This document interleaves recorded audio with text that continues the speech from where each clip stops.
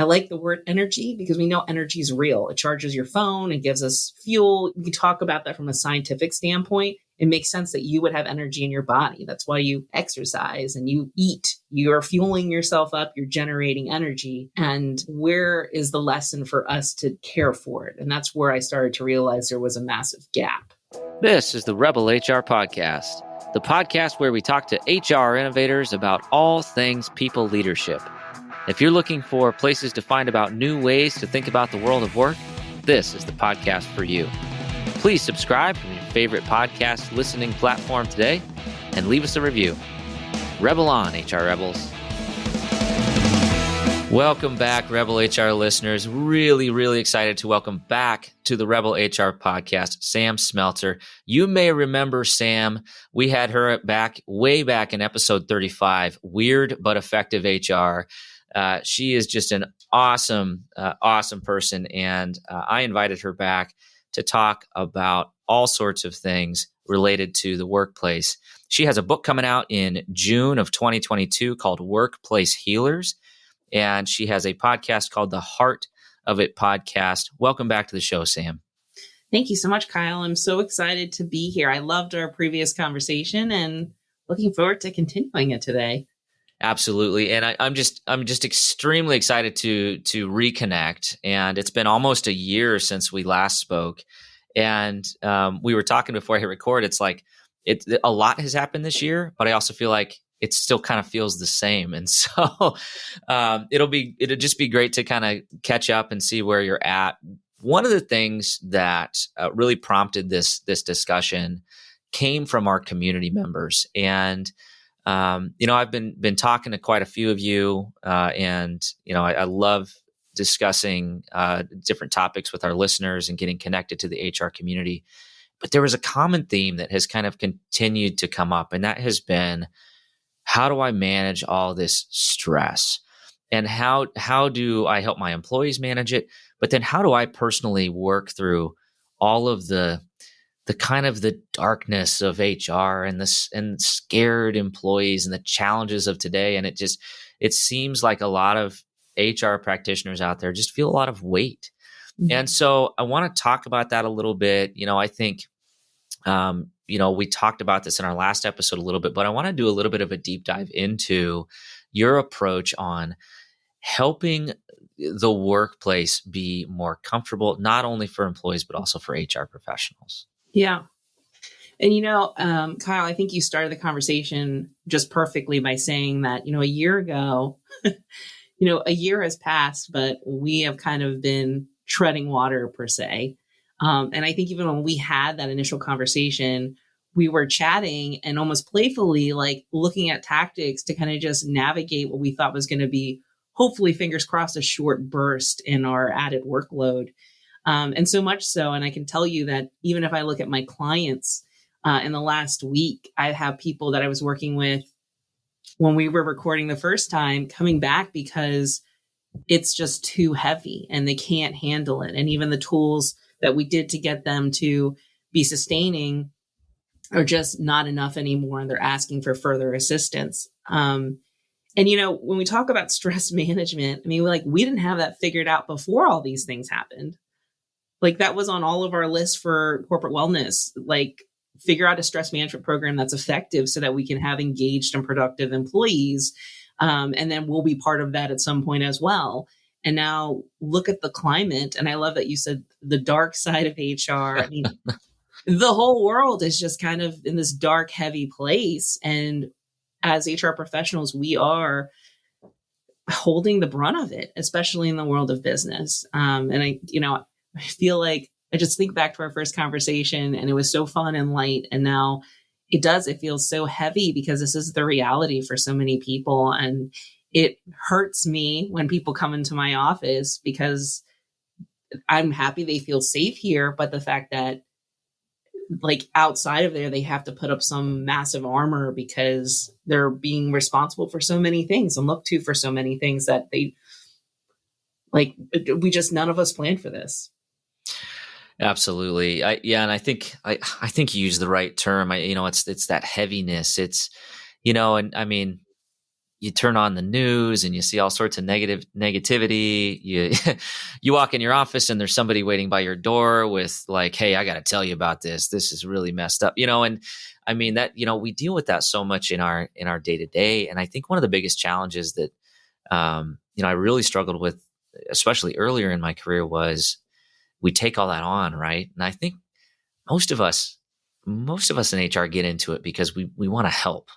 Yeah. Right. We kind of come from that service mindset where we want to help people. And in general, most of us like people. I mean, if you've been in HR long enough, maybe your thoughts have shifted, but, and I kid, but all that, kind of all that negativity, if you just keep it in and you don't have some sort of way to deal with that and compartmentalize that or, put those types of interactions into perspective, it just sucks. It can be really hard. Yeah. Yeah.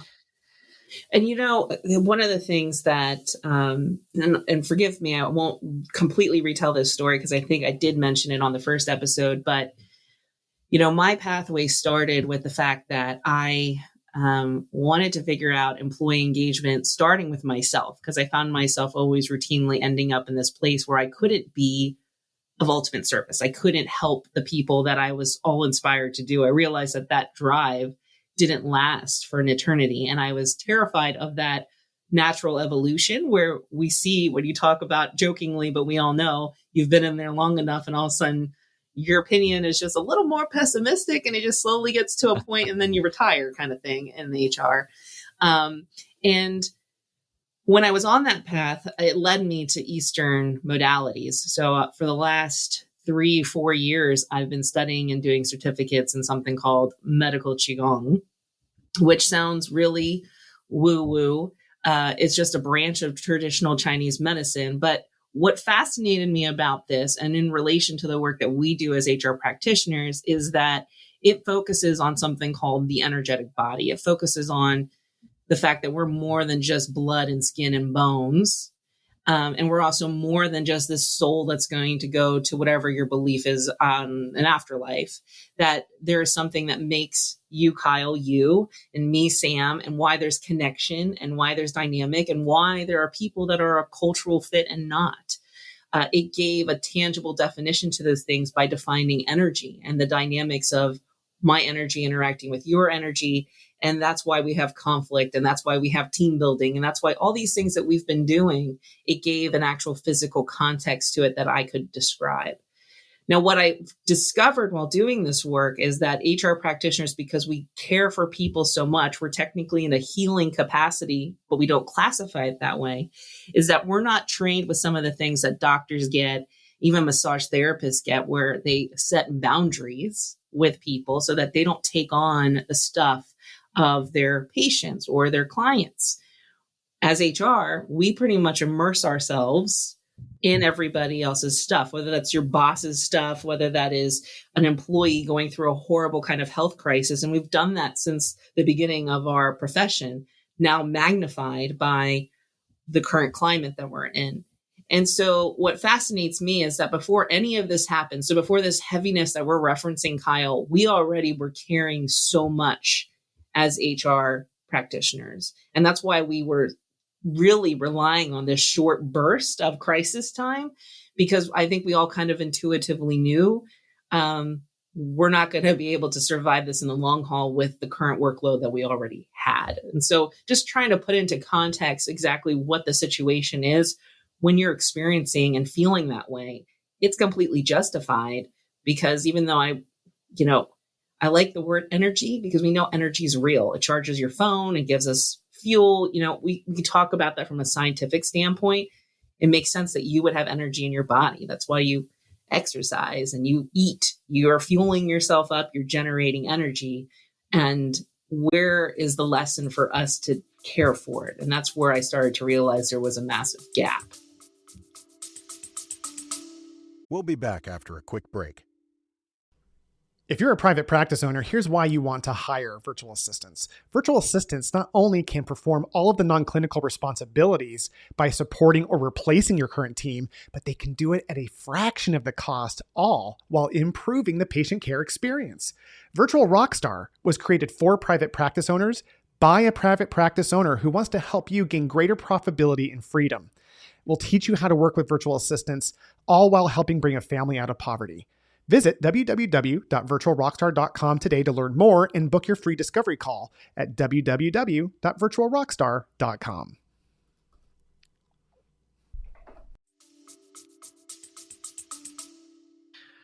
I think it's a really powerful story, and I appreciate you sharing it again because, one of the things I had a little bit of an aha moment here a few months ago, and I'm so lucky. I mean, this is just the best job ever. I get to talk to all sorts of super smart people who are experts in their field and have studied a topic and, have put their truth on paper and, or have done amazing things in their career.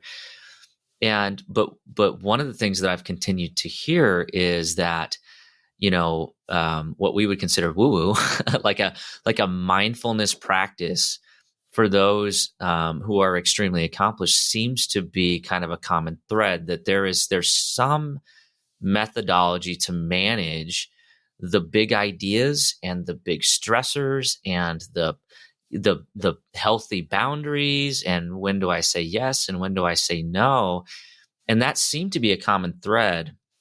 And I think that the other comment that I would make on that is, to be honest, when you mentioned that, when we spoke the first time, I'm like, okay, this is woo-woo, right? Like, what is, Qigong? I don't know what this is. It sounds like something that, that's very like mysticism and doesn't make any sense. But, what I had to do as we were having the conversation, and I continue to have to do, is I also have to realize that is an internal bias that I have against that type of practice. And that bias comes from the context of where I was raised. I'm raised in the Midwest in rural Iowa, right? Like Qigong was not something that was taught at Sunday school, right? But that's a bias that I have to kind of check. And if we are, working towards a more inclusive and welcoming and collaborative society, then, I do need to question some of those internal biases I had. And I think that's something that, I would encourage everybody that's listening to this to be thinking about that, as opposed to maybe hearing something you don't understand or hearing something about Eastern medicine and thinking this sounds hokey. Actually take a step back and realize, you know what? This has been practiced for thousands of years. Maybe there's something to this. Yeah. Right. Well, and I think, and I said this before we hit the record button, me going through these programs, I'm literally a fish out of water. Like, I don't match the mold of who's going through these certification programs, who are nurses and massage therapists and acupuncturists. I am the only HR person who's been in those classes to date. I'm the only one with a business background to date. And I also was very skeptic.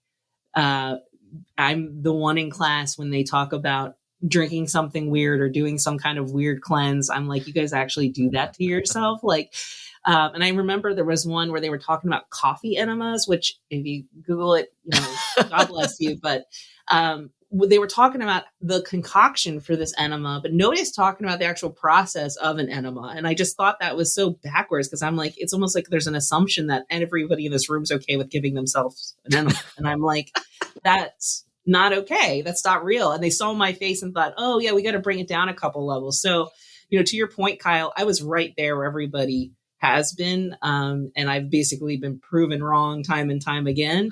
Not on the enema thing. That's too far from me. I'll just put that out there. That's too far from me. But, with these basic kind of exercises, whether they're meditation or doing stances or these postures or feeling energy, I went with it, and then my life literally transformed. And I couldn't argue with it anymore. And then I've been working with people now for the last 5 years, doing little bits and pieces of this. And I'm watching them turn into practitioners that I've never seen before, being able to navigate things in organizations that I know would cause me to have a mental breakdown. 10 years ago. Yeah. So first of all, if I had a bell or a siren to ring, that would be, that's the first time somebody's mentioned coffee enema on the podcast. So congratulations, Sam. You just did it. I'm going to send you a t-shirt. It's all good. It's awesome. So that will be the clip that goes viral, Kyle. That will. You know what? You never know what goes viral, but that one, I'm not there. I'm not there. I am confronting my biases. I am not doing that. I'm not there either. So I like to put that on the spectrum of where I am on the woo. So before everyone goes instantly one way, I'm not at the coffee enema side. But I sat in class and learned about it. That is not what the Heart of It podcast is about. Just so everybody knows, the book doesn't go into that, but I think the heart of what you were just saying, no pun intended, was that it's different for everybody, right? So it's like, you don't have to like jump in and dive into the deep end, right? Like some of these tactics really help. So I'll give you an example. So when we spoke, you gave us a visualization exercise, and I don't know if you remember. I don't know if you remember it specifically or not, but it was about perceiving yourself when you're entering into kind of a negative situation and kind of building a protective barrier around yourself, and then having that stuff kind of bounce off of that barrier, right? Like getting centered and then not absorbing, that type of energy. And, I took that kind of that visualization, and I've tried it a couple times, and it worked. And what I found is it didn't just work from the standpoint of me, like just, not feeling yucky after a negative conversation. It allowed me to be more objective in my response, which, as that happened, that was kind of that light bulb for me, like, oh, this is going to help me be better. Right. And oh, by the way, this also helps me when I come home, because I'm a better dad and a better husband, because I'm not keeping all this stuff inside, and I feel like I'm being more objective and authentic as people are bringing challenges to me. And I think it, whether you meant for this to be the result or not, but I think it was that boundaries that you talked about, right? Yeah. It was like intentionally setting a boundary, almost an energetic boundary, for these types of situations. So I think my question there in that story is, so why does that work? Yeah. So, building off kind of what we're talking about of current state, without doing something like that, how we function as HR practitioners is think of yourself as a gigantic mobile charging station. So as you're sitting in your office or you're moving around the workspace, people just run up to you and they're just plugging in, and then they're downloading whatever they need. And you're just like, okay, yeah, I'll take care of that. That's what we talk about, putting out fires, and you're just navigating that on a regular basis. What is happening in that exchange is they're able to take from you, as well as give you, without you having any say how much you're actually taking on.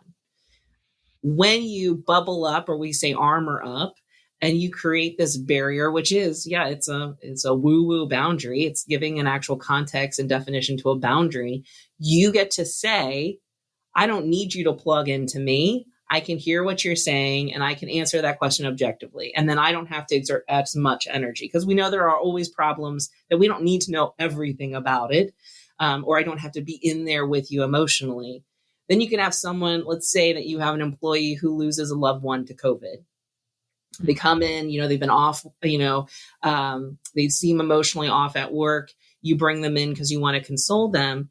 You have the right to say, here, I'm giving you an outlet. You're going to be able to plug in because I want to be in this space with you. But then you're consciously controlling how much they're sucking from you, rather than you saying, I'm going to try to take all of your grief and carry it for you so that you can be okay and go back to work, which I think we can do that, but you can't take somebody's anger and grief wholeheartedly. All you do is add it to yourself. And then you go home and you're like, oh, I'm so sad because the world is just this awful place, or I'm so angry and then you're taking it out on your wife, your kids. I know that I've done it.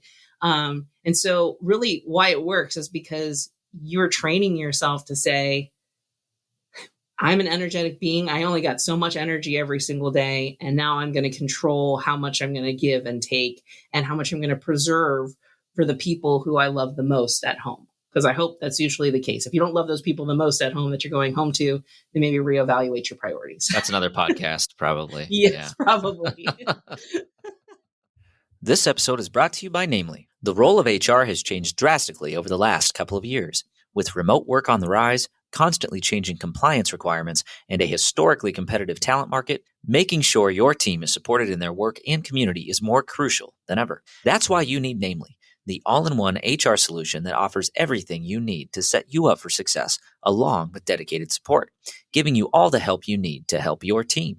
Namely helps you easily adapt to the ever-changing workplace and maintain a great employee experience, whether you have 100 or 1,000 employees, with onboarding, performance management, and intuitive benefits enrollment, all in one connected and modern platform. Plus, Namely can streamline your payroll, time tracking, and vacation requests, so you can be everyone's favorite HR leader no matter how your company grows. Companies are built on people. Don't let either fail. Get the support you need and learn more about making the switch to Namely today by going to namely.com. Don't wait. That's namely.com. Rebel on.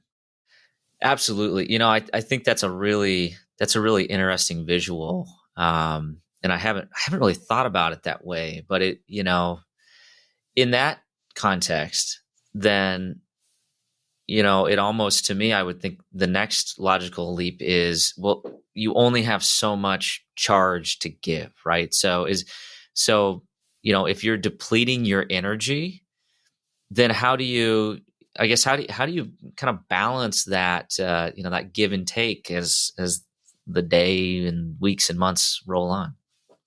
So you said one of the key words in there. It is all about balance. So when we're talking about, the theme through all of this is that, the way we function professionally is severely out of balance. And that's not going to be fixed overnight. Like, I can make the argument that right now is the prime time for you to look at every job structure that you have within your organization and really question, do they physically have to be in the space? Do they have to physically work that amount of hours? Does their schedule have to look like that? Reevaluate PTO benefits, all that kind of stuff, to really think about how can I bring more balance? And when we think about balance, it is the old school. I don't know if you remember this, Kyle, but this is like what I grew up with, the old yin and yang, like friendship bracelets when I was back in grade school, the white side and the black side. And sometimes they were mood rings and, so these balance symbols have been around for a long time, but, that's what we're talking about, is the yin and the yang. And the yang is this masculine, active energy, whereas the yin is a feminine, dark, reflective energy. It is restorative. When we have too much of one or the other, we can't function well. So think about when we were in a lockdown, those who could not go to work and have people interaction, when they started to get stir crazy, too much yin energy. They were begging for yang energy. Now, if we think about our current professional environment, heavily yang, like that's how we function in work here in corporate America. We push it as fast and as hard as possible. There's not a lot of room for yin. So my first thing to you is to look for ways to balance. This could be as simple as lunch is lunch. It is nourishing myself. And to make it a yin activity, I'm going to, number one, eat something that's not going to cause my digestive system to have to work really hard to process it. And number two, actually shut off all my electronics, go someplace, if it's ideal, it's weather permitting, outside, away from the work environment, and really take that 20, 30 minutes. When I was in my classes, he condoned a 2-hour lunch, which I thought was ridiculous, but ended up being one of the best practices that we got introduced to. And that literally was an hour for eating and then an hour for digesting and napping. So I thought, what in the world is he talking about? But literally we had nap time in my Qigong classes.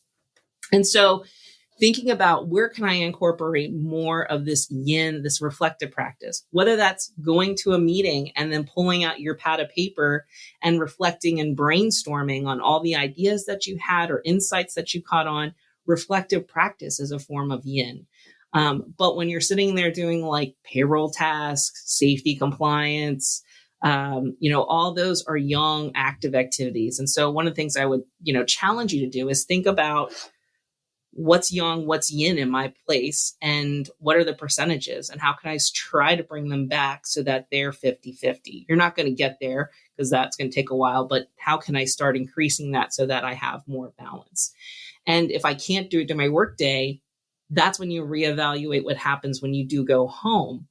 What does that practice look like? Because if you work all day and you're heavy yang for 9-10 hours, and then you're going to the gym and killing yourself for 90 minutes. So I'm not talking about getting on a treadmill and zenning out. I'm talking about you're in there and you're like, I hate this and this is awful, and I'm just more and more and more exhausted. You're just more yang on top of yang. So you're just depleting more energy. It's not causing any rebalancing to occur. So the first step is balancing. The second thing I will tell you, and Qigong is one of the few modalities that teaches this, is that there is a way to fill up more energy and add to your reserves, which is why Qigong is getting some more attention nowadays, because you can actually like recharge some backup batteries that you can pull from during the days when things are really stressful, or ideally in a climate of what we're trying to navigate right now. And so that's when they talk about cultivation practices, which is a lot of the work that I do. And that's working with people in the business environment, figuring out what that practice looks like, not like, you're stopping in the middle of the day and doing some kind of weird karate chop movement. But there is like modern day cultivation practices that actually will give you extra energy that you can add. And then that kind of helps this whole kind of situation. So it's a very, very big energetic equation per se, I would say. Fascinating. You know what's really interesting? In yes, I had a yin yang necklace. It was super sweet. I wore it when I was a junior in high school, and I kid you not, my parents dropped off a box of junk that was in the attic the other day, and my daughter found the necklace, and now she's wearing the thing around. So it is like continuing. So yeah, I'm with you. I think I know that. But what's really interesting, so I'm going back and I'm rereading all these books that I read in college. Yes, I am a nerd. One of those books was Built to Last, and one of the visualizations that they use in that book is the yin and yang symbol, and it's the same thing. And what they found in those organizations was that those organizations that stuck around, they held their kind of their core purpose together, and they pursued progress, but they did all of those things in balance. And so I think for me, it's kind of a really interesting that, this isn't just about the individual. This is about the organization. And to your point on your org design and your job structures. Yeah. If you don't have that balance, I mean, I guarantee you, everybody listening to this can think about the person that just burned themselves out because they didn't have balance. Yeah. Or the person that got let go because they didn't, have balance either, because they were, not as productive as they should have been, or weren't as focused on the goal. I just think it's got to be, you kind of got to find the sweet spot, right? Yeah. Well, and I would even say, I don't know if you read Simon Sinek's new book, The Infinite Game, but he is touching on, he doesn't say it out loud quite yet, but talking about the structure of senior leadership and what happens to organizations when a yang-driven leader, like typically what would fill your chief operational officer, gets elevated to a chief executive officer, which was really meant to be a visionary role. And so when you're seeing that almost like heavy yang starting to populate those roles, just because the way we function in those professional positions without that counter kind of development for the yin, what's happening to those organizations, and they're losing sight of their mission and their vision and their values. Some of them are becoming stagnant. Some of them are becoming unethical. And so it's interesting to look at this just from a greater perspective. And that's why I love Chinese medicine. It talks about connecting us to the greater rhythms that surround us, which is nature and the planet and the sun and the moon. We have all these cycles. And if you don't think those impact us the way they impact the weather and the other natural elements, like you are living under a rock. Like, we are a natural element as well, and we're not immune. We're not above nature. Yeah. And to take it out of the whole, like, the woo-woo, kind of the space that maybe some people are like, okay, this is a little far out there, Kyle. But, at the end of the day, we are animals. And, those natural elements impact all animals on this planet, period. Yeah. And it's what's the other thing, kind of the other insight as we're talking here is I'm thinking about, we're all talking about this great resignation and, everybody, what is up with all these people who are reevaluating their lives? And it's almost like, you know what? Maybe they're just trying to find a little bit more balance, and maybe your organization needs to meet them where they're at if you expect to actually hire these people and keep them employed. And it's really interesting. It's really a fascinating principle that I think about it in the context of HR. It's how do we foster that, in our organization? Are there tactics or ways that we can take maybe this idea of balance and help our employees, kind of live up to that, or seek out ways to help them do that? We'll be back after a quick break. At my current company, I've generated 7 figures in revenue in just 6 months doing all the sales by myself. Just me and Rumi, my secret weapon. Rumi isn't just another meeting app. It's like Zoom or Google Meet, but with AI tools that supercharge my results. Rumi records every meeting, gives me real-time insights during sales calls, and if I've met with a prospect in the past, Rumi's meeting memory answers any questions I have before the call. I don't waste time digging through notes. Rumi preps me instantly. Go to tryrumi.ai. That's tryrumi.ai for a 14-day free trial. Well, and I think, when we're talking about this, and I love that you're bringing me back into balance when things are a little too woo-woo, because at the end of the day, if you take anything from this conversation and just flat out like hit your CEO with it, he's going to be like, or she, what are you talking about? Like, what were you listening to? And I think for me, and the way that I've gotten traction, because people ask, like, how do you have a docket full of clients? And this is all the work that you do. Like, how do you magically have all these people that are into the woo? And it is about embracing the small opportunities that are presented. Right now, you have so many. So whether that's a vacancy with a job description that's posted that's not getting filled because of the great resignation and people not wanting to work, ask to take risk on that one job description. What can we do to make this a more balanced position for this individual and more appealing? That's more appealing for other reasons than I just am paying the most money. Because if you're going to play that game, we're all going to be bankrupt very quickly if we're all trying to outdo the other person on the pay scale. Same thing with like benefits. Like we're hearing it from a political standpoint. Our benefits don't match what people get in other countries. Mm-hmm. So they're not taking care of them from a wellness perspective. For the last 3 years, I've done HR conferences that are created by HR students. The top topics are their personal wellness in the workplace. And everyone's like, oh, that's phooey. Like all these colleagues would say, that's phooey. Why would we focus on that? I'm like, this is your future workforce telling you that wellness is a top priority. So we've seen, and this is before pandemic, so we're seeing the rumblings of this. And if you try to tackle it all, you're going to just lose it. But if you tackle something small, so a leader who's having balance issues, challenge yourself to collaborate with them. How can they find more yin? Even if it starts with that one easy task about lunch. Because what happens is once they start to feel better and act better, someone else says, what happened to John? Like John's like a completely different person. He like smiles now when he comes into the office. And he's like, well, all I do is I take this 90-minute lunch and I go and sit at the park and I eat a salad or something like that. And you're like, that's all that you do? So that's something small. What if we do something more? I mean, I don't think we have to institute hour-long meditations at the beginning of every day to get everyone there. Although I will make the argument that if you gave me 10 minutes with Qigong exercises with your staff every day, I bet they would be more productive and more calm.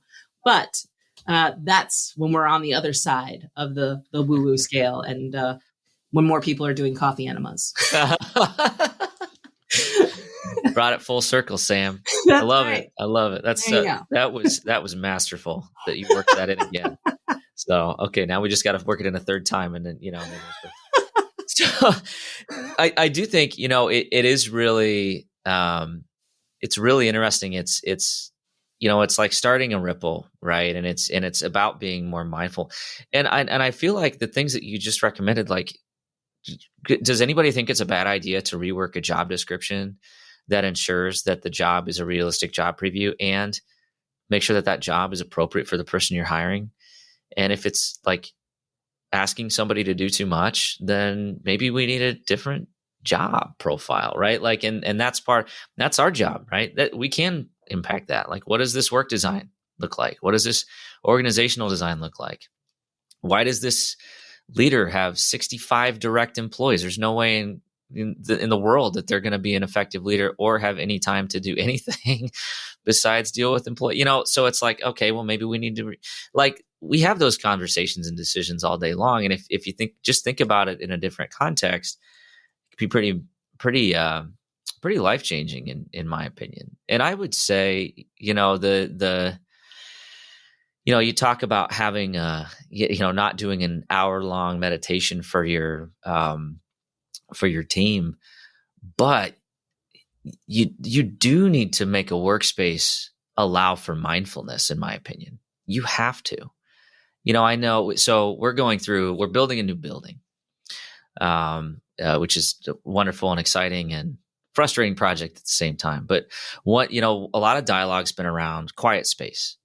Like how are we structuring this building so that there's enough quiet space? And if my only objective was to cram as many people into this building as possible, then we would not have that quiet space. But I have employees who need that time. And they need to be able to leave their cubicle and go find some sort of respite throughout the day. So why would I not intentionally build a space for them, right? And if we weren't thinking in those terms, we're gonna make the workspace a little bit less comfortable for some folks, right? And I would just say, like, from my standpoint, 20 minutes minimum before my day starts for me to have a mindfulness practice is a game changer. If I don't do it, I'm completely off my game the rest of the day. And I feel like I just operate from a point of firefighting. And so it's like, whether you do it at your workplace or not, I would encourage, everybody to have some sort of practice where you can have that space. Well, and you're in a perfect situation when you're designing a new building, but you're absolutely correct, is walk through your office space and see, does it embrace that opportunity to do that? I mean, if your conference rooms are sterile and you can't wait to get out of there fast enough, are they really going to sit there and brainstorm and reflect on how they can be better at their work? And the other piece of this is, like, even lunch. Like, the building that my team works in, when we got here, we found the break ground. It was down in an unfinished basement. And the only reason we knew was the cabinet was filled with all of the stuff that you would have in an employee break room. And I was like, these employees had to sit in this cold, musty break room. So they never took their lunches. They never took any, like, they would eat at their desks. And so could you imagine at the opposite, if you had this beautiful, like, large windows or outside garden space? I mean, we have a hospital, like, right down the street. They have a walking path that's 2 miles because they had the land for it. And they encourage the community to come use it, but the employees use that. Yeah. And so, there's something about nature. I forget who it is, but there is a company out, and then this was me being educated by some of my college students, which is probably why I'm not hip enough to know who it was specifically. But there are companies that are out west who make time for their employees to go surfing because they've seen the productivity increase when they get them outside. Patagonia. There you go. Thank you. See, I'm not hip. There you go. I read that. That's another nerd. That's a college book. Yvonne Chouinard, the CEO, wrote the book, Let My People Go Surfing. But there you go. Yeah, that's, what? That just reminded me. I got to reread that book. Yeah. So, like, those things, thinking outside the box, that's bringing more yin into the workplace. That's better than those, what are those Biggest Loser programs we used to do where we make everything on the don't scale? Remind me. All right, we're going to go there. We're going to go here. So, I wellness programs, like in their traditional format, drive me crazy. The whole, like the Biggest Loser program was my least favorite thing to do. And it felt like, it's like we're turning this thing that's supposed to be healthy and fun and exciting into this like competition amongst like the same 10 people that always do these challenges. And the other like 300 people are like, this stupid thing again. Very accurately recap that, Kyle. We all just went right back there. Feeling it right now. Yeah. Let's do weigh-ins. Let's go make everybody stand on a scale. Let's record that number because everybody loves that. And let's get employee engagement up. Anybody who's with me, right? Who in a room thought this is going to be great? What's even better is let's use the break room bulletin board to track it and give everybody like a icon of some sort so we could all see it. And the best part is, guess who is like the obligatory team captain? HR, right? That's so like all of us who are like, this is the stupidest thing ever, but corporate's making me do this thing. Guess I get a weigh in every week. Here you go. Sorry, it feels great. I love this. But I'll give you a Fitbit. But yeah, here's a Fitbit. And you know what? The winner gets an iPad, right? Or an iPod. Or it was an iPod at that point. Oh, good stuff. We don't do that in my company, but I do, I think, I don't know what your opinion there is, but I think part of the issue with that type of an approach is it's, wellness is so personal, and well-being is so personal, and it's a whole lot more than how heavy are you? Yeah. Yeah. Yeah. Yeah. And I think that's, what we're talking about here. I mean, I would love to be able to hop on and say, here are the top 5 ways to make everything go away. It's not going to work like that. It's different for every one of us. Even the way that I do Qigong is different than all of my peers in my programs. The way that we cultivate our energy, it's very different. Some of them do practice an hour a day. Mine's in short bursts throughout the day. And even Kyle, you said after our last conversation, talking to other people, you've built a practice that works for you and makes sense for you. And that's the only time that it's effective.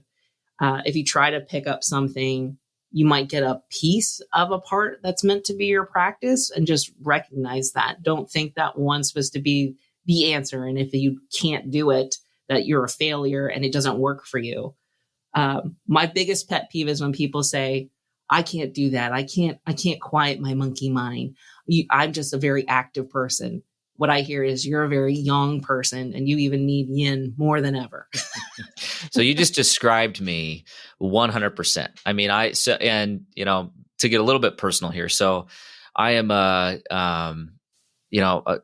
workaholic in many respects, especially during COVID quarantine, because that's just all I did is I just worked. I'm a triathlete. And so, more hard exercise, push yourself as hard as you can, push yourself as long as you can until your body breaks down. And I had absolutely no practice that allowed for any sort of mindfulness or quietness or anything. Until a few months ago, after listening to all these smart people say, hey, this is something you should think about. And I just downloaded an app for free and started listening to guided meditations. And I found that visualizing, for me, it's the kind of the chakra visualization. And for whatever reason, it works for me, and I don't know, I'm not like doing like crystal healing or anything like that. But for me, that just focusing my mind on that allows my mind to quiet down. And then what's pretty cool is then it allows my mind to start to wander into things that are actually kind of the intent of what I want to focus on and think about, things like my family and kindness and respect for others and the true person that I want to be. Right. But like, if I can do it, anybody can do it, because I'm just like, monkey mind is like, that's like the definition of how my mind works. I mean, that's just the way it is. So, I would encourage everybody to think about it. I mean, there's so much information out there. There's a million different apps. Most of this stuff is free. You can get get a teacher, get somebody to help you.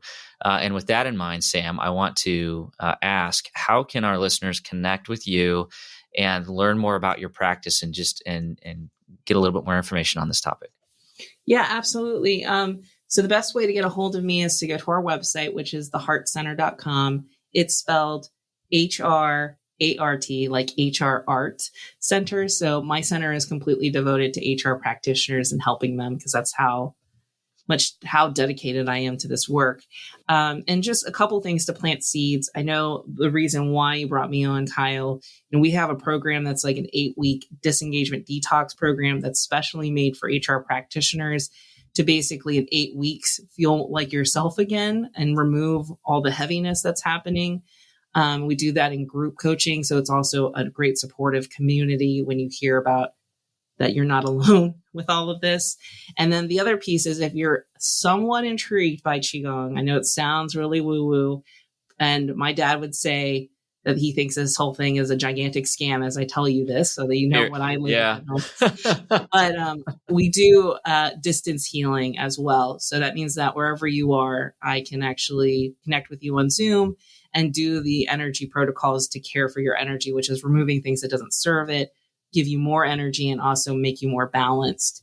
And I am a skeptic myself. And anytime somebody's willing to take a chance on me, let's say that there's the take a chance on me kind of guarantee. I'm not going to charge you if you feel like you just got duped. So, but yeah, check it out on the website. There's tons of resources there. And then obviously on my podcast, the Heart of It podcast, it's me and a bunch of other great guests that hop on. We talk about making woo-woo more normal, but also a lot of things that we talked about today. How should we be reevaluating the way that we're doing work in this great opportunity that we're being given? Absolutely. And, I want to make sure I also mention that the book is coming out. It's called Workplace Healers in June of 2022. So go out there, get a pre-order, check it out. Sam, this has just been a wonderful conversation. I just want to thank you for doing the work and helping to make this type of practice a little bit more mainstream, and help some people that really need this type of support get connected to it. So thank you so much for all the work you're doing. Thank you so much, Kyle. And then I expect next year we'll do this again, and I'll give the tutorial on coffee enemas. Okay. We did it 3 times. We mentioned it 3 times. Hopefully that doesn't get us banned from the podcast platform. I think we're probably okay. Sam, it's been a pleasure. Thank you so much. We'll talk soon. Thanks, Kyle. Thanks. All right. That does it for the Rebel HR podcast. Big thank you to our guests. Follow us on Facebook at Rebel HR Podcast, Twitter at Rebel HR Guy, or see our website at rebelhumanresources.com. The views and opinions expressed by Rebel HR Podcast are those of the authors and do not necessarily reflect the official policy or position of any of the organizations that we represent. No animals were harmed during the filming of this podcast. Baby.